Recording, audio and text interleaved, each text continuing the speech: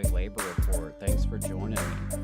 Really appreciate it. My name is Adam Keller, and this is Shop Talk, our Thursday morning episode. We're producing every week with a focus on labor education, history, and training. And today it's Thursday, September 7th, and we're broadcasting live from Spice Radio Studio in the heart of the Tennessee Valley in Huntsville, Alabama. Every episode is live streamed on YouTube and Facebook and is released on your favorite podcasting platform in the coming days. Today on the show, we're talking labor history. What happened in September in the history of our working class, with, of course, an emphasis on the Southern working class. So looking forward to it. I maybe got carried away this month. There were just so many cool stories that I didn't know what to take out. So buckle up, folks. But before we get into that, I do want to take a moment to thank our very first sponsor for Shop Talk. At the Valley Labor Report, we are big fans of Labor Notes. Labor Notes is a media and organizing project that since 1979 has been the voice of union activists who want to put the movement back in the labor movement. Through their magazine, website, books, conferences, and workshops, Labor Notes promotes organizing, aggressive strategies to fight concessions, alliances with worker centers, and unions that are run by their members. Labor Notes is also a network of rank-and-file members, local union leaders, and labor activists who know the labor movement is worth fighting for. They encourage connections between workers in different unions, worker centers, communities, industries, and countries to strengthen the movement from the bottom up. With 40 years of movement building behind them, Labor Notes exist as a resource for leaders and union members who want to chart a new course for the labor movement. At the Valley Labor Report, we are proud subscribers and supporters, and we encourage our listeners to do the same. Go to labornotes.org to find out more. So, like I said, today is a labor history episode. We are going to talk about what happened this month in labor history and the long fight for justice. And I compiled this information from a couple different sources. Typically, I have been using Planning to Change the World, a plan book for social justice educators. However, that is now out of date. They did not put out a 2023-24 school year edition of that. So really hope the Education for Liberation Network considers putting that back out. I thought it was a cool resource. So definitely a shout out to the Zinn Education Project. I really recommend their This Day in History post on social media, #TDIH, or on their website. That's been a great resource. And another great resource I found is the Labor Tribune, the Labor Tribune of St. Louis and Southern Illinois. And you can find that at labortribune.com. That was certainly a helpful source. And finally, thanks to Working Class History and their archives as well. I won't pretend that this is an exhaustive list of working class history anniversaries in September, but we'll mention quite a few important and interesting events in the history of the South, our labor movement, and our class, including quite a few working class martyrs as well as milestones in the civil rights struggle. And while obviously I'm particularly interested in Alabama and our neighbors, I'll mention quite a few interesting events from outside the South today. So, let's get started. September 1st. On September 1st, 1946, sugar workers on 33 of Hawaii's 34 plantations went on strike, which lasted almost 3 months and led to substantial improvements in pay, housing, and working conditions. The strike, led by the International Longshoremen's and Warehousemen's Union, ILWU, included around 76,000 sugar plantation workers and their families, and largely succeeded because workers across the islands and from many different ethnic groups organized together. I found that really interesting, and do check out Zinn Education Project for more information about that historic strike. Next, the African American community of Clinton, Tennessee, had fought since 1947 for the right to a high school education. The local citizens were represented by African American attorneys Z. Alexander Luby, Avon N. Williams, Carl A. Cowan, and Thurgood Marshall. Following Brown v. Board of Education, a federal judge ordered Clinton High School to desegregate with, quote, all deliberate speed in the fall of 1956. The Clinton 12, the first black students to attend Clinton High School, registered and attended school for one day without incident in late August of 1956. However, on September 1st, the White Citizens Council and Klan launched full-scale rioting in Clinton. Cars were overturned, windows smashed, and black citizens were threatened. A couple months later, on December 4th, 1956, a white minister organized to support the Clinton 12. After escorting the students to school, he was severely beaten by a white mob. The principal closed the school until December 10th, when a federal judge reaffirmed his court injunction forbidding anyone from interfering with the integration process. The students attended the Highlander Center in December of 1956, where they met Rosa Parks. 2 years later, the school was destroyed by dynamite. September 1st, 1965, the Klan raided a family home in Haneyville, Alabama. It was late in the evening on September 1st, 1965, when a heavily armed gang of Ku Klux Klan members descended on the family home of community organizer and activist Patty Mae McDonald.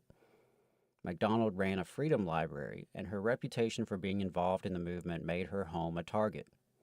While this type of racial violence was not new to the citizens of Haneyville, the civil rights movement had seriously increased its occurrence. Discovering Patty Mae McDonald supported the movement, she and her family had been the targets of harassing phone calls and anonymous death threats that were typical of the time. It's still astounding to me that despite her being home with her husband and 10 kids, nobody was killed.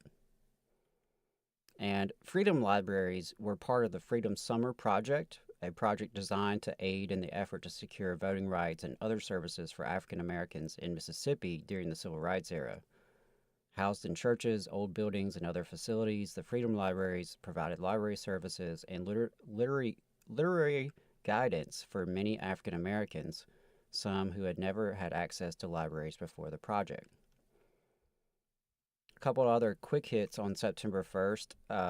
Back in 1893, the International Brotherhood of Boilermakers, Iron Shipbuilders, Blacksmiths, Forgers, and Helpers was founded at a meeting in Chicago, the product of two separate brotherhoods created over the previous 13 years. In 1894, on September 1st, Congress declared Labor Day a national holiday. Of course, many of you may know that in most countries, Labor Day is celebrated on May 1st, International Workers' Day, or May Day. The U.S. government, seeking to alienate workers from the militant wing of the labor movement and erase the memory of the Haymarket martyrs, picked the first Monday in September. Me personally, I'll take 2 Labor Days. How about that? September 1st, 2003, 20 years ago, the AFL-CIO created Working America, a nonpartisan nonprofit organization designed to build alliances among non-union working people. And I'm curious if listeners have any thoughts about Working America 20 years in. On September 2nd, 1921, mine owners bombed West Virginia strikers by plane using homemade bombs filled with nails and metal fragments. More on that in a moment. September 2nd, 1966 was supposed to be the first day of school, but at the last minute, the Grenada, Mississippi School Board postponed it for 10 days rather than open the doors to the 450 African American students who had registered to attend the 2 white schools. The board claimed the delay was due to paperwork. Even though the school hadn't opened, the white high school played its first football game of the season. Some of the African American students tried to attend the game. They were beaten and their car windows were smashed with baseball bats. During the next 10 days before school opens, the white power structure wages a fierce campaign to convince black parents not to send their children to the white schools. Threatened by loss of jobs and evictions by white landlords, and fearing for the safety of their children, around 200 of the 450 kids who had registered for the white schools are withdrawn and re-registered at the black schools. Meanwhile, the number of whites showing up at the square to harass and attack the night marches steadily increased as the first day of school drew nearer. Violence against those active in the movement also increased. On September 3, 1891, African American cotton pickers organized and went on strike in Lee County, Arkansas, against miserably low wages and other injustices, including a growers' arrangement with local law enforcement to round up blacks on vagrancy charges, then force them to work off their fines on select plantations. Just absolutely egregious. Also, September 3rd, but in 1991, 25 workers died, unable to escape a fire at the Imperial Poultry Processing Plant in Hamlet, North Carolina. Managers had locked fire doors to prevent the theft of chicken nuggets. The plant had operated for 11 years without a single safety inspection. And yeah, you heard me right. So let's dive a little deeper. An article published in Scalawag magazine described the preventable tragedy. Hydraulic fluid sprayed out of a disconnected hose in the town's Imperial Foods chicken processing plant, and fire erupted. Some of the doors were locked from the outside. The loading dock was occupied by a truck, and with no pre-planned exit strategy, workers in the back rooms never stood a chance. Apathetic leadership at the local level and a corporation's desire to capitalize, literally, on American consumers' hunger for cheap food were what set the stage for this fire and other workplace accidents. A Smithsonian article summarizes and reviews the arguments put forth by Professor Bryant Simon in his 2017 book, The Hamlet Fire, A Tragic Story of Cheap Food, Cheap Government, and Cheap Lives. Simon examines how systems at work, both at Imperial and in the wider food production industry, like deregulation, either by law or lack of enforcement, a growing demand for cheap labor, a culture of silence and intimidation among workers and management, and changes to the meat industry itself, with its shift in the 1980s to highly processed, mass-produced chicken products made at the plant, were integral to the conflagration. And all of these elements, Simon argues, fit into a larger pattern of American society depreciating workers' lives while elevating and prioritizing the notion of cheap in the consumer marketplace. Just as the Triangle Shirtwaist Factory employed mostly vulnerable, financially insecure immigrant women and girls, the Hamlet Fire's victims were the underprivileged as well. Simon doesn't shy away from the intrinsic role that race, class, and gender played in the tragedy. Those who made decisions about Imperial safety protocols, the city, state, and federal officials, were removed from the experiences of the workers impacted by them. Of the 25 who died in the fire, 12 were African American and 18 were women, many of whom were single mothers. And I found that story to just be absolutely tragic and completely wild, and it was not one that I was familiar with before doing this research. Now, September 4th was, of course, Labor Day, and Labor Day, besides being a made-up holiday to distract us from May Day, it does honor the social and economic achievements of American workers and pay tribute to the contributions that workers have made to the strength, prosperity, and well-being of the country. And in classic American fashion, rather than a remembrance of the sacrifices of organized workers who fought and died to advance our rights, the holiday is now mostly an excuse to shop for appliances and get drunk by the pool. September 4th, 1949, more than 140 attendees at a benefit for a civil rights group are injured in the Peekskill riots in Peekskill, New York. The victims were among the 20,000 people leaving a concert featuring African-American Paul Robeson, well known for his strong pro-unionism, civil rights activism, and left-wing affiliations. The Reconstruction-era Clinton massacre began on September 4, 1875, in the small town of Clinton, Mississippi, at a Republican rally to introduce the party's candidates who were running for political office in the upcoming November elections. The immediate death toll included 5 African Americans and 3 white men. Over the next several days, an estimated 50 African Americans were killed. Over 1,500 black Republicans and their families gathered on the grounds of the former Moss Hill plantation for a barbecue and political rally. Approximately 100 whites also attended, including a few Democrats from the nearby town of Raymond. While a Republican was giving a speech, shots were fired. When the gunfire ended, a total of 5 African Americans, including 2 children, and the 3 white men were dead, nearly 30 others were wounded. The following days were marked by violence and bloodshed as the white mob indiscriminately shot and killed nearly 50 African Americans in Clinton and the surrounding area. In addition, the white mob murdered a white school teacher working in the African American community. Although Governor Ames requested federal troops to assist in restoring order, President Ulysses Grant denied the request on September 14th and adopted a policy of non-intervention, leaving Ames and the local black and white Republicans without protection. Earlier I mentioned the minor battles in West Virginia. September 4th marks the end of the fighting at the Battle of Blair Mountain in 1921, which was perhaps the largest and most explicit example of class war in U.S. history.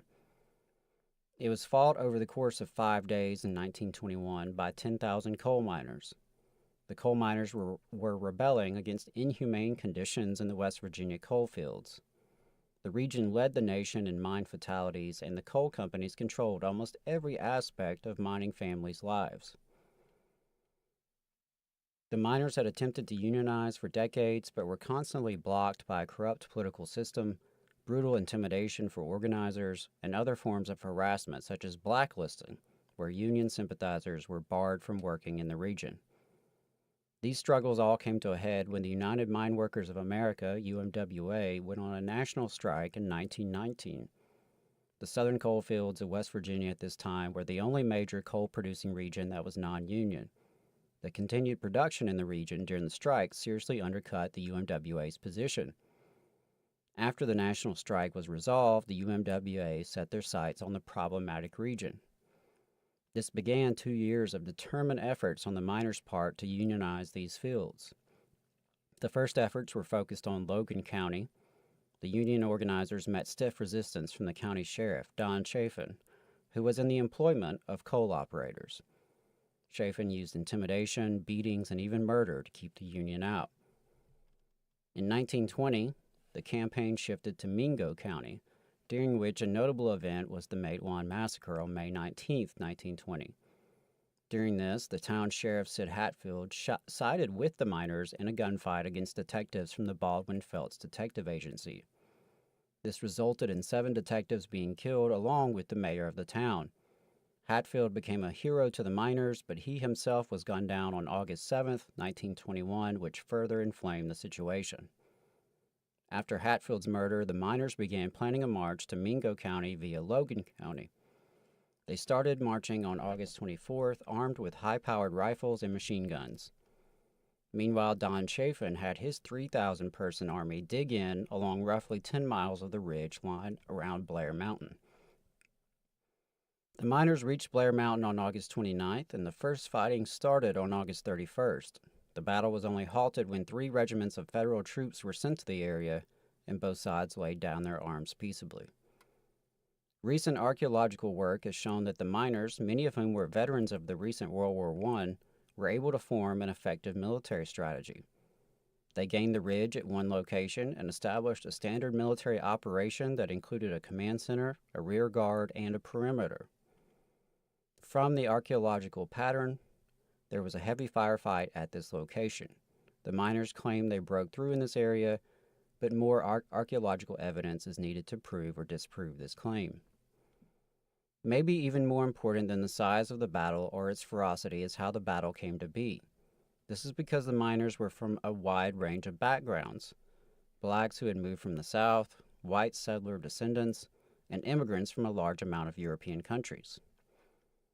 Most of the time when class solidarity is discussed, it is thought of in a way where class consciousness supersedes or wipes away other forms of consciousness, such as racial or ethnic ones.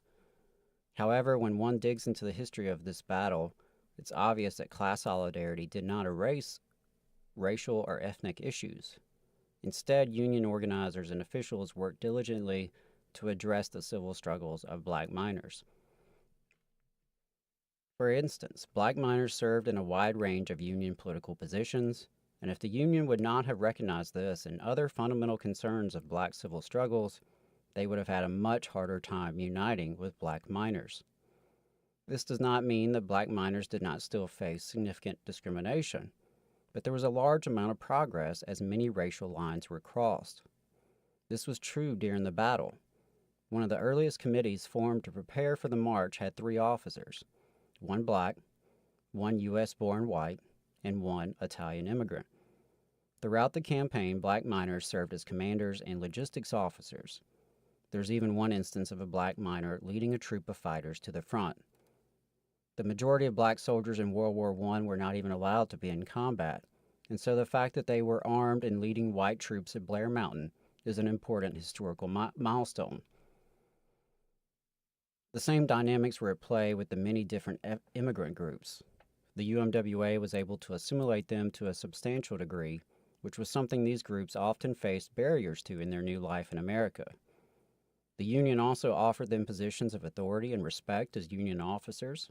In this way and more, the miners wove the interests and concerns of immigrant families into their struggles. All of this enabled the miners at the Battle of Blair Mountain to enact a degree of solidarity that was so strong it took 3 regiments of federal troops to stop it. This did not occur through simple class solidarity. Instead, the everyday interests of white, black, and immigrant miners were woven in to the larger struggle. The true lesson of Blair Mountain is that when people come together in a way that genuinely attempts to integrate different struggles, one of the most powerful social forces for change can be formed. When poor white, black, and immigrant people work together, that is what truly scares people in power. As stated earlier, this mix of racial, ethnic, and class solidarities was not perfect, but it was something unique for the time, and its effect can be best summed up by a white miner who fought in the battle. Quote, "I call it a darn solid mess of different colors and tribes, blended together, woven together, bound, interlocked, tongued, and grooved together in one body." And this excerpt was from Brandon Nita and was hosted on the Zinn Education Project. Turning to September 5th, 1934, 10,000 angry textile strikers fighting for better wages and working conditions besieged a factory in Fall River, Massachusetts, where 300 strike breakers were working. The scabs were rescued by police using tear gas and pistols on the strikers. September 5th, 1946, a general strike began across the U.S. maritime industry, stopping all shipping. The strikers were objecting to the government's post-war National Wage Stabilization Board order that reduced pay increases negotiated by maritime unions. On September 5th, 1917, in 48 coordinated raids across the country, in a practice later known as the Palmer Raids, federal agents seized records, destroyed equipment, destroyed books, and arrested hundreds of activists involved with the Industrial Workers of the World, IWW. Among the arrested was William Big Bill Haywood, a leader of the IWW, for the, quote, crimes of labor and obstructing the war. Arrested later in the month as part of the same raids was Ben Fletcher, one of the leaders of IWW Local 8, the longest-lasting interracial union of the World War I era. The Palmer Raids were part of a long trajectory of attacks on labor organizing and the Black freedom struggle, as Ursula Wolf Rocca explains in More Than McCarthyism, the attack on activism students don't learn about from their textbooks. She stated, quote, "The textbook periodization of anti-communist repression, which posits the Red Scare in the years following World War I and the Second Red Scare in the late 1940s and early 1950s, erases the continuity and pervasiveness of anti-communist politics and policies throughout the 20th century. It suggests that to students, the anti-communist political repression was exceptional, tightly bound into 2 discrete decades. But between the Palmer Raids and McCarthy, there was the Fish Committee and the Dyes Committee, the House Committee on Un-American Activities. And after McCarthy, there was COINTELPRO. Indeed, anti-communist persecution targeted the same people in more than one era. On September 6, 1973, 50 years ago, Tony Boyle, former president of the United Mine Workers, was charged with murder in the 1969 deaths of former UMWA rival Joseph A. Yablonsky and his wife and daughter. Truly an ugly chapter in our movement's history. On September 7th, 1916, federal employees win the right to receive workers' compensation insurance coverage. September 8th is International Literacy Day, which gives children and communities a chance to rediscover the joys of reading while raising awareness about those who without access to formal education. Back in 1909, on September 8th, employers give in to the demands of thousands of Wobbly-led striking railroad car production workers in McKees Rocks, Pennsylvania, agreeing to improved working conditions, 15% hike in wages, and the elimination of a pool system that gave foremen control over each worker's pay. September 8, 1965, the United Farm Workers Union begins its historic national grape boycott and strike in Delano, California. On September 9, 1924, 16 striking Filipino sugar workers in Hawaii were killed by the police. 4 police died as well. Many of the surviving strikers were jailed, then deported. Also on September 9th, but in 1973, United Auto Workers President Leonard Woodcock is named in President Richard Nixon's, quote, enemies list, a White House compilation of Americans Nixon regarded as major political opponents. Another dozen Union presidents were added later. The existence of the list was revealed during Senate Watergate committee hearings. September 10th, 1897. In Pennsylvania, Polish, Lithuanian, and Slovak miners were gunned down by the Latimer Mines sheriff deputies. 19 were killed, more than 50 wounded, during a peaceful march from Hazleton to Latimer. Some 3,000 were marching for collective bargaining and civil liberty, and in protest of extremely dangerous working conditions, unpaid overtime in the company store. The next day, September 11th, 1897, same year, some 75,000 coal miners in Pennsylvania, Ohio, and West Virginia ended a 10-week strike after winning the 8-hour day, semi-monthly pay, and the abolition of overpriced company-owned stores where they had been forced to shop. Remember the song 16 Tons by coal miner's son Merle Travis, in which there's this line, I owe my soul to the company store. September 11th, 2009, Crystal Lee Sutton, the real-life Norma Ray of the movies, died at age 68.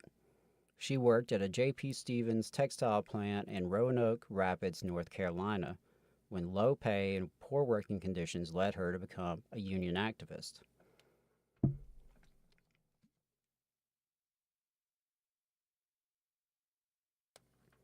So on September 11, 2001, more than 3,000 people died when suicide hijackers crashed planes into the World Trade Center towers, the Pentagon, and a Pennsylvania field.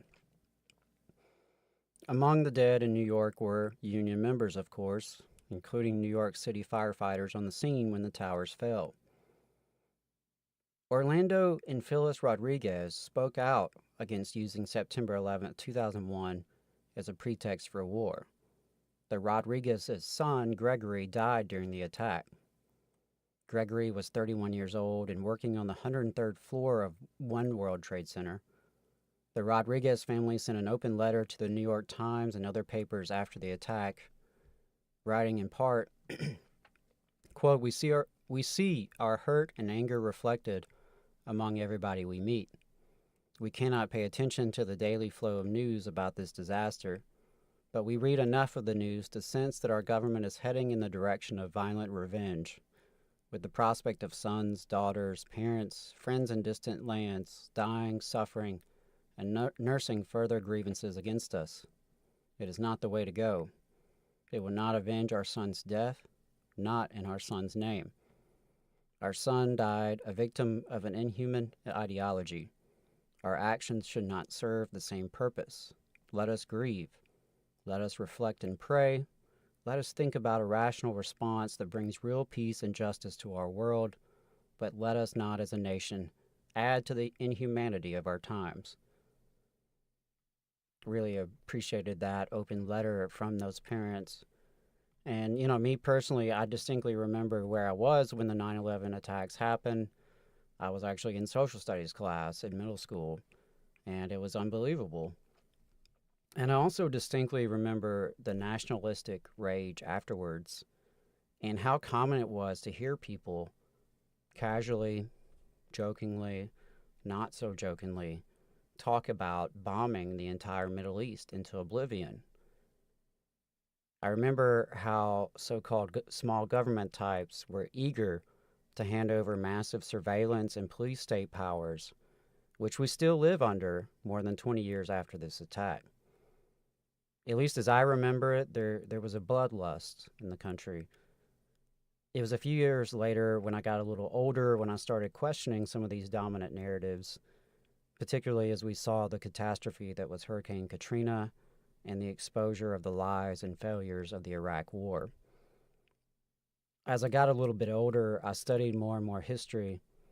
I was particularly interested in foreign policy because I was trying to answer the question on so many people's minds: how could this happen and why? We were told that entire populations abroad hated America because of our freedoms. Well, I figured that there was more to it, which led me to learn more and more about the impact of American imperialism in the military-industrial complex over the decades, which leads me to my next couple entries for September 11th, which do touch on the bloody role of U.S. empire in Latin America. On September 11, 1990, anthropologist Myrna Mac Chang was murdered in Guatemala by the U.S.-backed military due to her outspoken criticism of the Guatemala government's treatment of the indigenous Maya people. And on September 11, 1973, a U.S.-backed coup in Chile, led by General Augusto Pinochet, ousted and killed Chile's democratically elected president, Salvador Allende. What followed was a brutal 17-year dictatorship by Pinochet, with American backing. Moving on to September 12, 1918, Eugene V. Debs, labor leader and socialist, was sentenced to 10 years for opposing World War I. And of course, while in jail, Debs received 1 million votes for president. Also on September 12th, but 1958, the governor in Arkansas closed all Little Rock, Arkansas public high schools for 1 year rather than allow integration to continue, which left 3,665 black and white students without access to public education from a Kentucky enslaver a few years before. As soon as Oberlin residents heard of the Marshals' actions, a group of them went to Wellington where Price was being held. After peaceful negotiations failed, they stormed the hotel, found Price, and took him to freedom in Canada in what became known as the Oberlin-Wellington Rescue.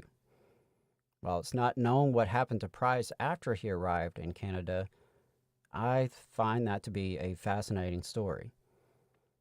37 of the abolitionists involved in the rescue were arrested for violating the fugitive slave law.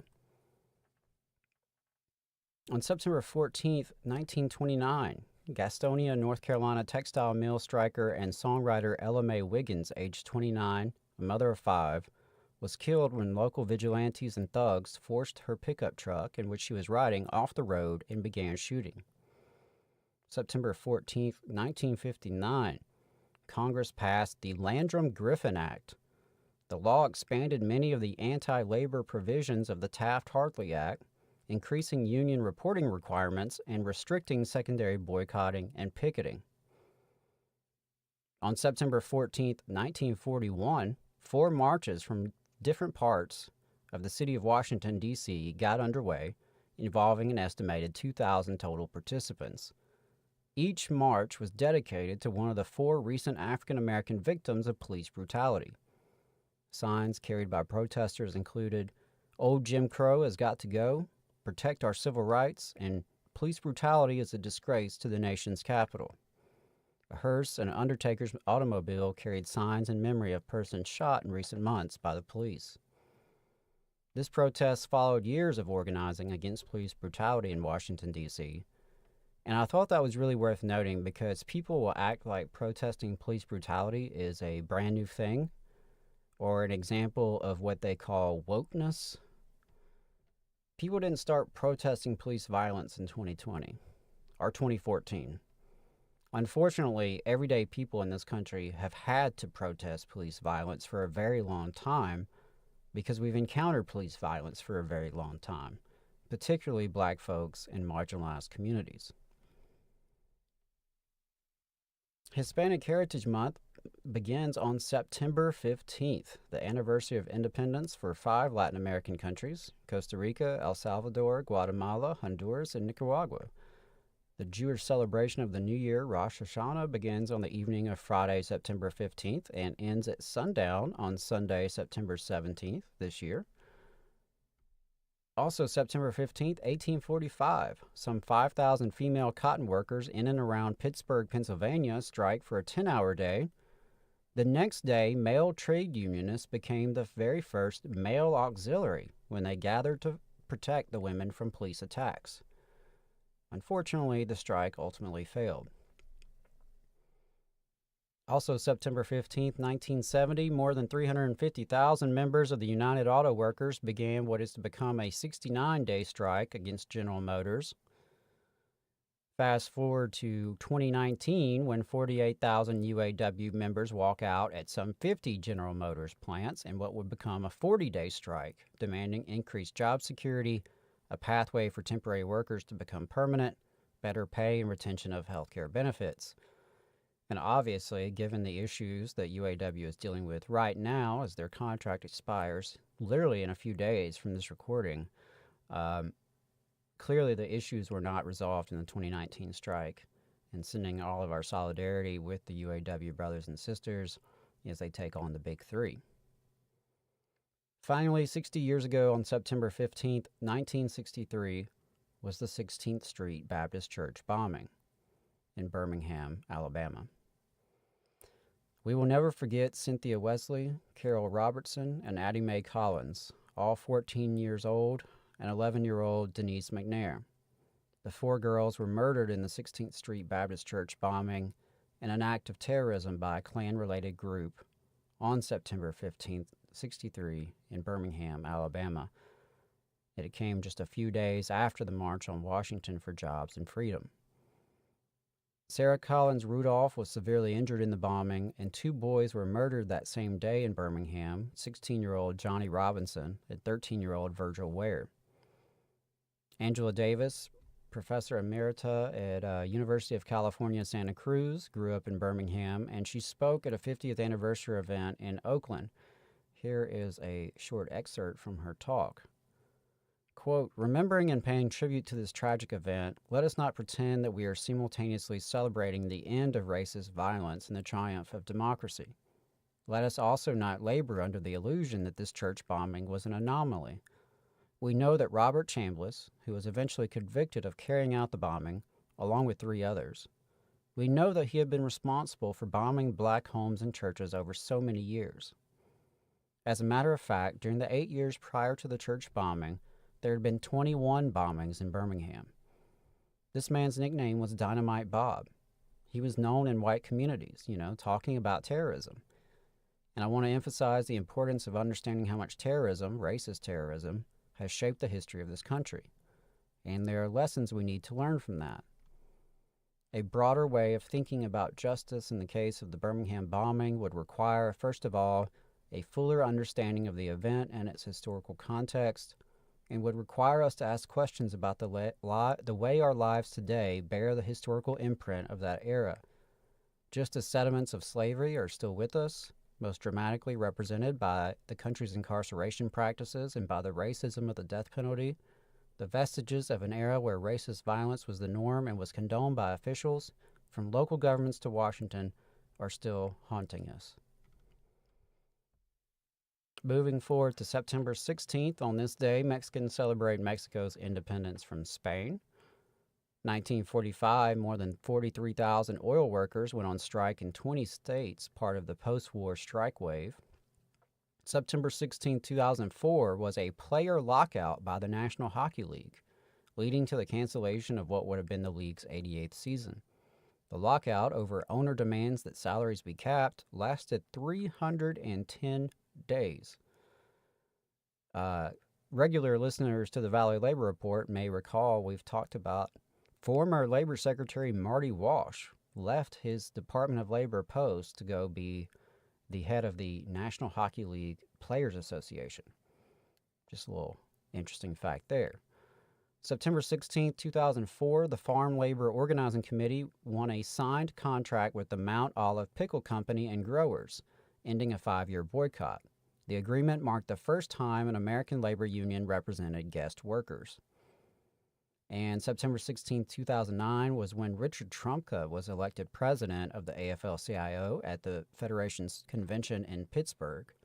He had served as the Secretary-Treasurer under predecessor John Sweeney from 1995 to 2009, and prior to that was president of the United Mine Workers for 13 years.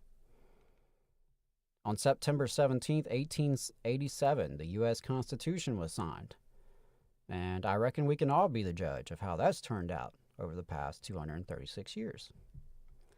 September 17, 1868, at a New York convention of the National Labor Congress, Susan B. Anthony called for the formation of a working women's association.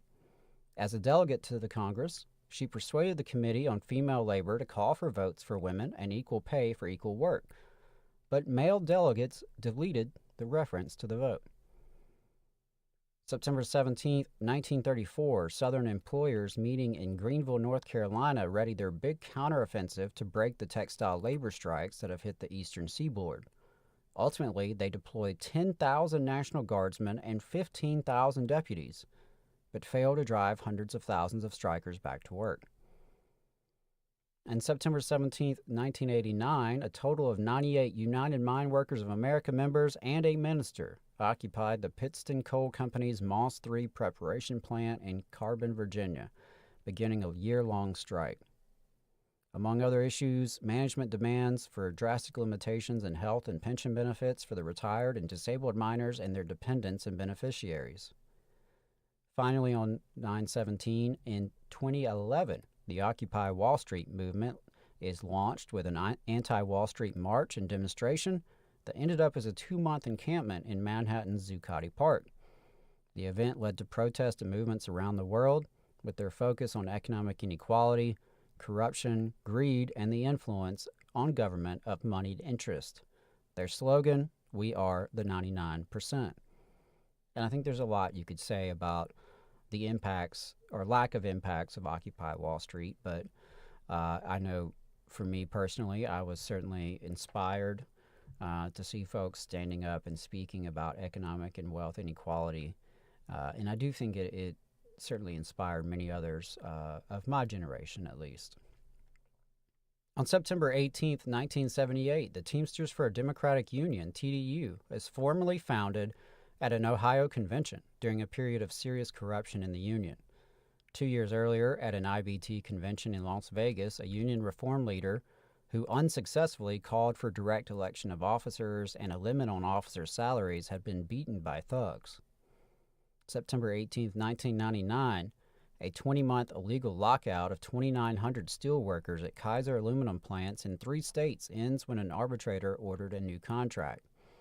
Kaiser was forced to fire scabs and fork over tens of millions of dollars in back pay to union members. September 19th, the Camilla Massacre took place on September 19, 1868, near Albany, Georgia. The massacre was one of many acts of repression carried out by white supremacists during the Reconstruction era to roll back advances in civic, economic, and human rights for African Americans. From the Georgia Encyclopedia, in early September, the Georgia State Legislature expelled 28 newly elected members because they were at least 1/8 black. Among those removed was Southwest Georgia Representative Philip Joyner. On September 19th, Joyner, along with Northerners Francis F. Putney and William B. Pierce, led a 25-mile march of several hundred blacks and a few whites from Albany to Camilla, the Mitchell County seat, to attend a Republican political rally. Mitchell County whites, however, were determined that no Republican rally would occur. As marchers entered the courthouse square in Camilla, whites stationed in various storefronts opened fire, killing about a dozen and wounding possibly 30 others. As marchers returned to Albany, hostile whites assaulted them for several miles. It's my understanding that this is an event that is not very well documented, or at least very well remembered, in Georgia state history.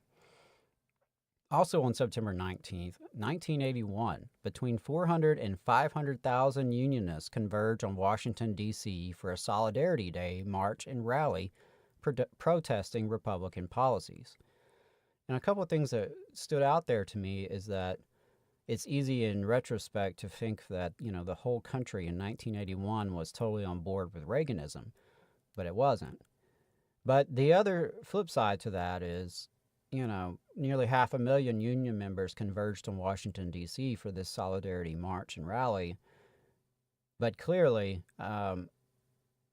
we got our butts kicked, and that's been the case ever since, right? So there are real limits to what that Solidarity Day march and rally accomplished.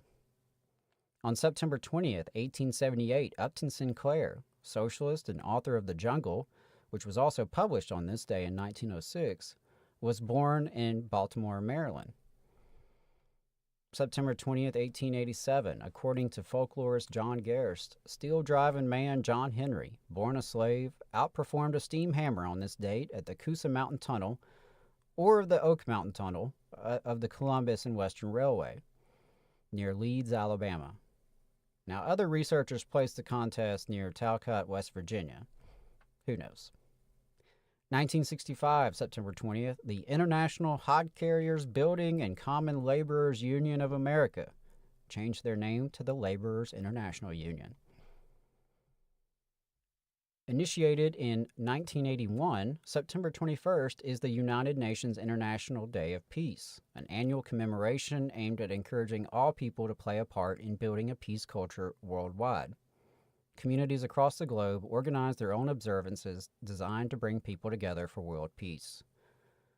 September 21st, 1896, a militia was sent to Leadville, Colorado to break a miners' strike. Also on this date, in 1912, Mother Jones led a march of miners' children through the streets of Charleston, West Virginia. In 1982, the NFL Players Association members began what is to become a 57-day strike, their first regular season walkout ever. And September 21st, 1991, members of 5 unions at the Frontier Hotel Casino in Las Vegas began what was to become the longest successful hotel strike in U.S. history. All 550 workers honored the picket line for the entirety of the 6-year, 4-month, 10-day fight against management's insistence on cutting wages and eliminating pensions. September 22nd, 1910, 18-year-old Hannah Shapiro leads a spontaneous walkout of 17 women at a Hart, Schaffner, and Marks garment factory in Chicago. It grows into a months-long mass strike involving 40,000 garment workers across the city, protesting 10-hour days, bullying bosses, and cuts in already low wages. Shout out to the kids. Way to go, young people. Whether it's in 1910 or 2023, we know that there are teenagers and 20-year-olds and young people across this country who are getting involved in the labor movement. And please know that you have a place in this labor movement, and we need your strength and tenacity and energy in this movement. September 22nd, 1919, Great Steel Strike began. 350,000 workers demanded union recognition. The AFL Iron and Steel Organizing Committee called off the strike, their goal unmet 108 days later. Back to Mingo County, West Virginia, September 22nd, 1922, martial law was finally rescinded after police, U.S. troops, and the hired goons finally quelled the coal miners' strike. September 22nd, 1934, United Textile Workers Strike Committee ordered strikers back to work after 22 days out, ending what was at that point the greatest single industrial conflict in the history of American organized labor. The strike involved some 400,000 workers in New England, the Mid-Atlantic states, and the South, including right here in Huntsville, Alabama. Same day, a year later, 1935, some 400,000 coal miners strike for higher wages in Pennsylvania, West Virginia, Illinois, and Ohio. Same day, 1953, the AFL expelled the International Longshoremen's Association for racketeering. 6 years later, the AFL-CIO accepted them back into the House of Labor.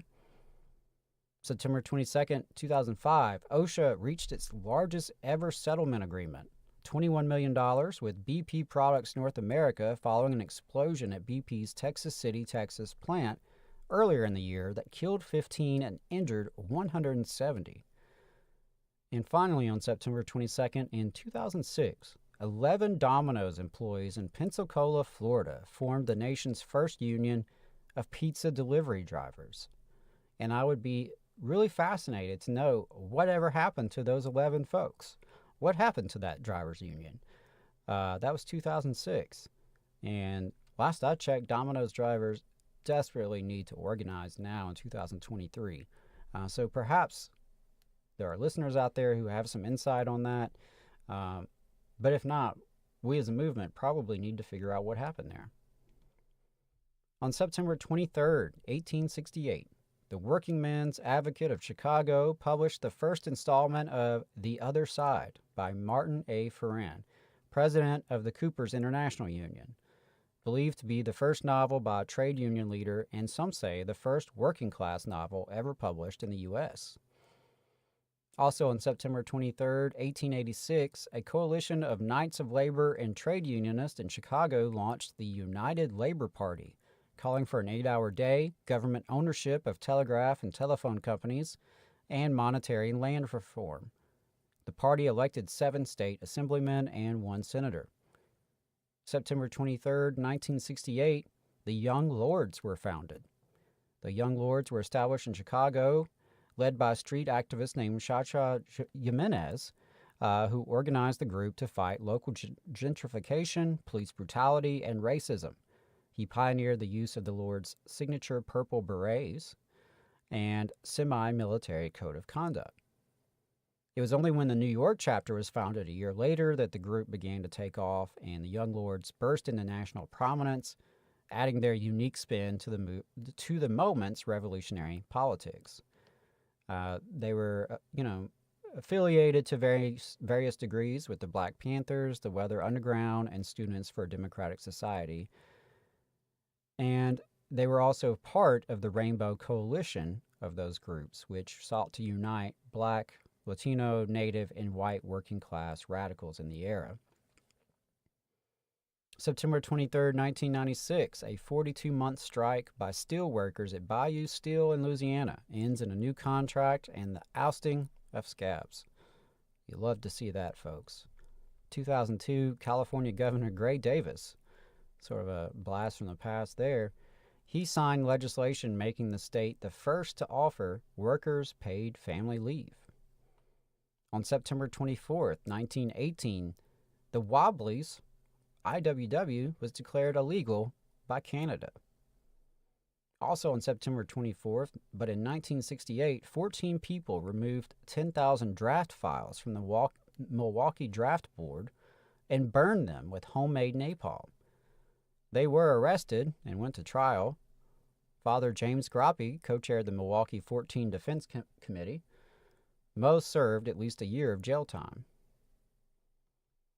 September 25th, 1891, 2 African-American sharecroppers are killed during an ultimately unsuccessful cotton picker strike in Lee County, Arkansas, which I mentioned earlier.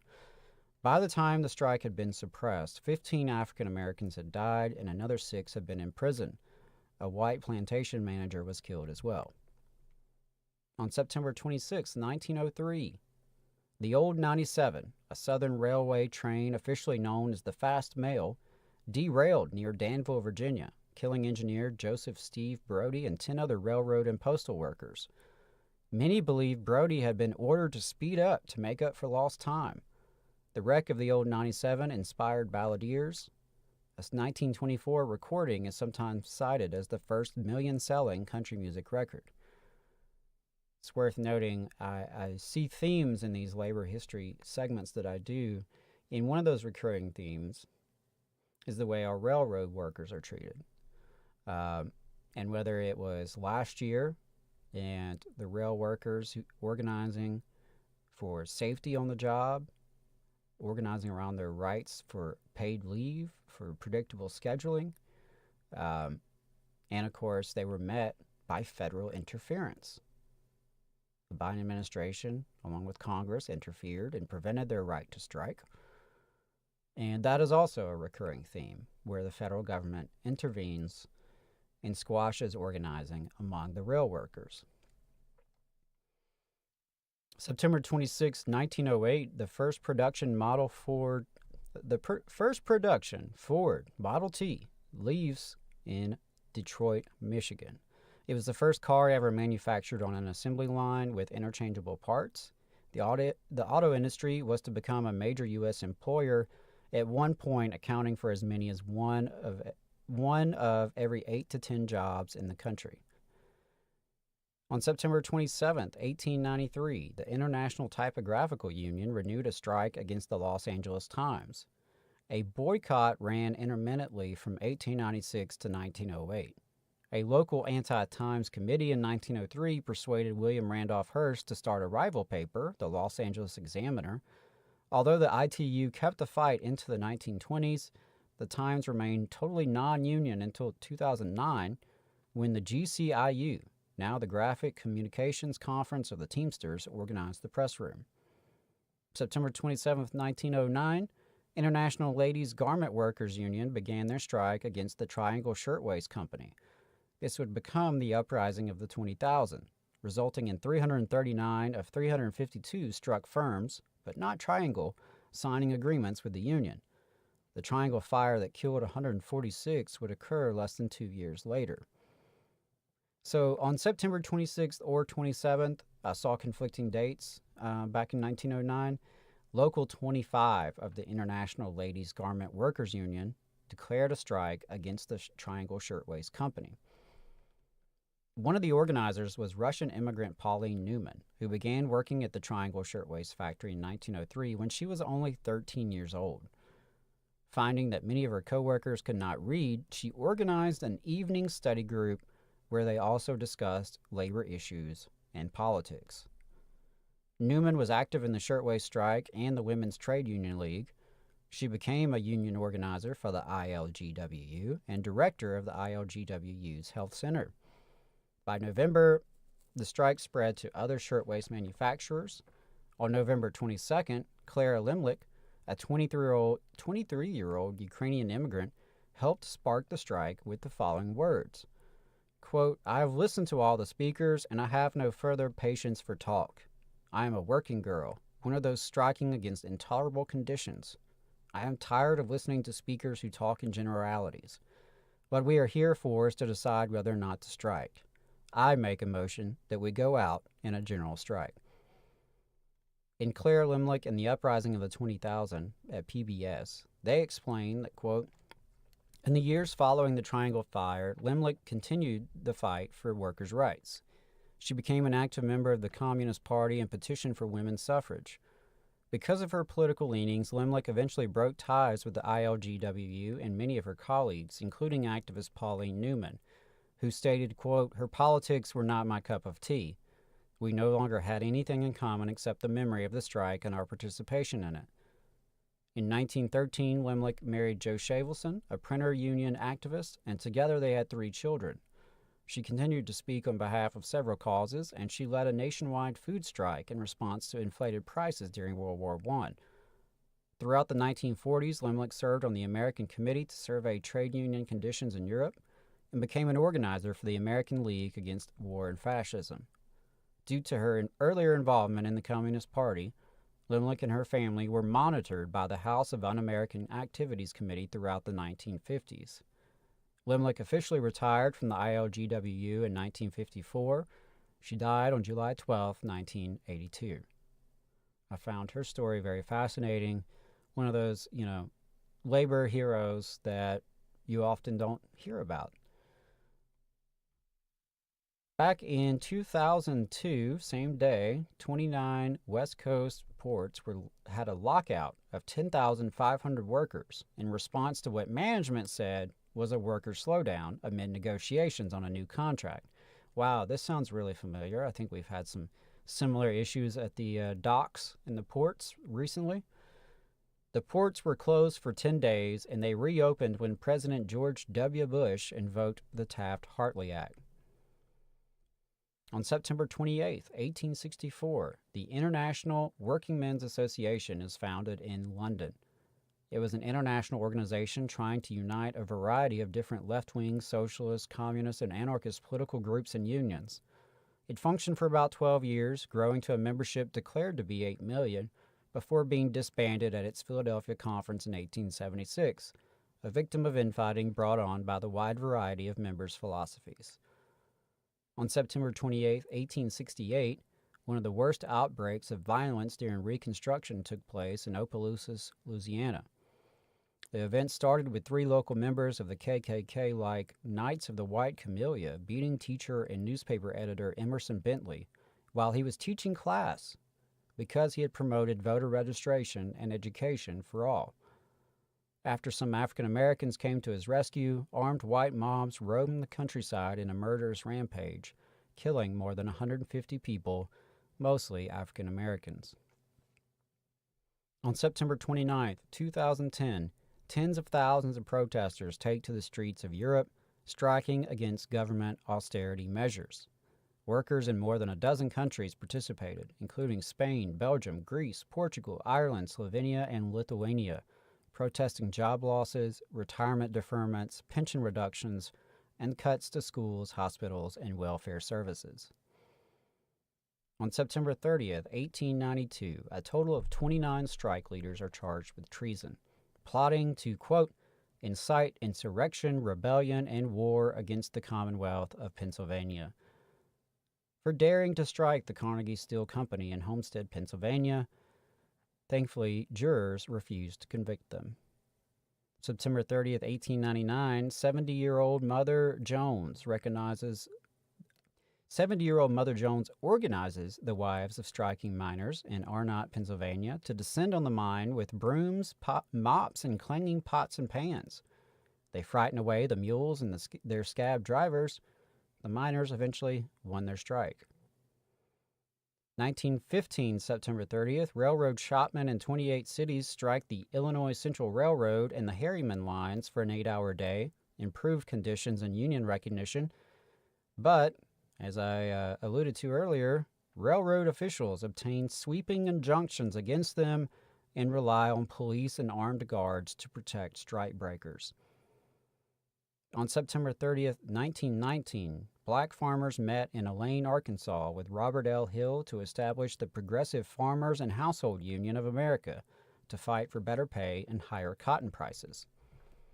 A white mob shot at them, and the farmers returned fire in self-defense.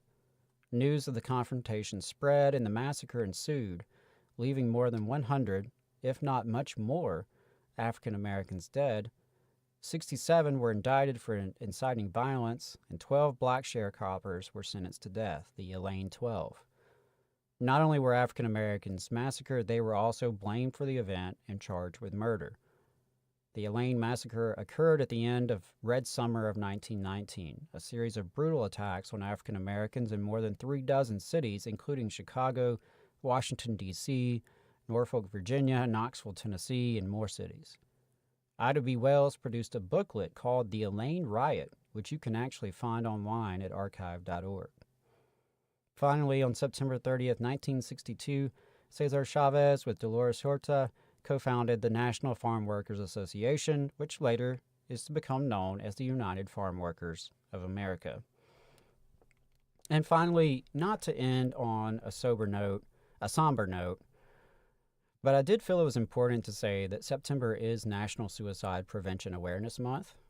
It's a time to remember those affected by suicide, to raise awareness, and to focus efforts on directing treatment to those who need it most. Suicide is a major public health concern and a leading cause of death in the U.S. There's plenty to talk about there in the context of our labor movement. More and more folks in the movement are talking about the prevalence of suicide, substance abuse, and mental illness within our membership and the broader working class. It's a crisis that requires action from many directions. According to CDC data from a couple years ago, The construction industry ranked near the top of the list of industrial sectors when it comes to deaths by suicide, with iron workers and millwrights ranking as number 1 and number 2 per 100,000 males, respectively. So it's no surprise that while spending time with the Ironworkers Union, I've heard them discuss how they can take action as a union to address this crisis. I would encourage all of our unions to prioritize this issue, to research this issue, and to advocate around this issue at all levels, in our workplace contracts to our legislative lobbying. We have to secure more resources in our collective bargaining to help our members. We have to lead the fight for health care for all, including mental health and drug treatment. And if you're listening to my voice, please know that we need you. We the people need you. We need you to be the best you can be because you matter. We face so many challenges as working people in 2023. It's going to take all of us doing what we can so that we can all win what we need. We all have a role to play in making history and bending our future towards justice. So let's please look out for one another. If you or someone you know needs to talk to someone, you can always call or text 988 at any time of day. And I want to wrap up by just shouting out a couple trainings available with Labor Notes. Today was a history episode. We'll get back to some training later this month. But if you need some training, Labor Notes provides great training online and in person. They do have Dealing with Difficult Supervisors is their Stewards Workshop on September 26th. For those of you in the Atlanta area or close enough to drive to Atlanta, they have Atlanta Secrets of a Successful Organizer on September 16th. So definitely check that out if you're in the area. Speaking of that workshop, the Secrets of a Successful Organizer workshop series will be online September 14th, 21st, and 28th. They do ask that you attend all 3 sessions, but I'm here to tell you, folks, if you've never attended, you really, really should. And that's it for Shop Talk. I hope it was worth your time, and I really appreciate everyone listening. If you enjoyed it, please share it with your network of folks, and of course, make sure that you're plugged into our work. Like and subscribe and follow and all that good stuff. Just a reminder that the Valley Labor Report is a working class media collective dedicated to lifting up labor struggles throughout Alabama and across the South. We bring you Alabama's only union talk radio show every Saturday morning, with the first half from 9:30 to 11 a.m. live on FM radio through WVNN here in the Huntsville listening area. The entire program is online via Facebook, YouTube, and podcast, and portions of the program are replayed on WZZA in the Shoals and WHIV out of New Orleans. We encourage you to check out our website, tvlr.fm, where we publish articles, news, and commentary. Check out Jacob's article about the Scottsboro Starbucks strike that happened a couple weekends ago. Definitely check that out while you're there. And while you're there, you can sign up for our email newsletter, and you can check out our store and our cool merch at tvlr.fm/store. When you're in the store, you'll notice tickets are still available for our September 17th live show at Shenanigans Comedy Theater. So if you are anywhere near the Huntsville area, and you don't have plans that night, that Sunday evening, you should totally come out. Support the show. Check out local comedy. It's going to be a great panel discussion. It's going to be fun. It's going to be lighthearted. We're going to talk about labor and organizing in the South, but also have some fun with it. And there will be concessions. So definitely check that out. And finally, just want to say that we do rely on donations and sponsorships to put out all of this free content. So really appreciate the unions and other organizations that sponsor ads on our Saturday show, as well as Labor Notes for sponsoring Shop Talk. If you are interested in being a sponsor, please hit us up. But our biggest single source of contributions comes from listener donations, regular folks like you. You can make a one-time donation or a recurring contribution at tvlr.fm/donate. So if you share our mission to grow the Southern labor movement, if you share our belief in the power of solidarity and collective organization, If you want media that is for working people by working people, please consider becoming a recurring donor at tvlr.fm/donate. All power to the workers. Solidarity, y'all.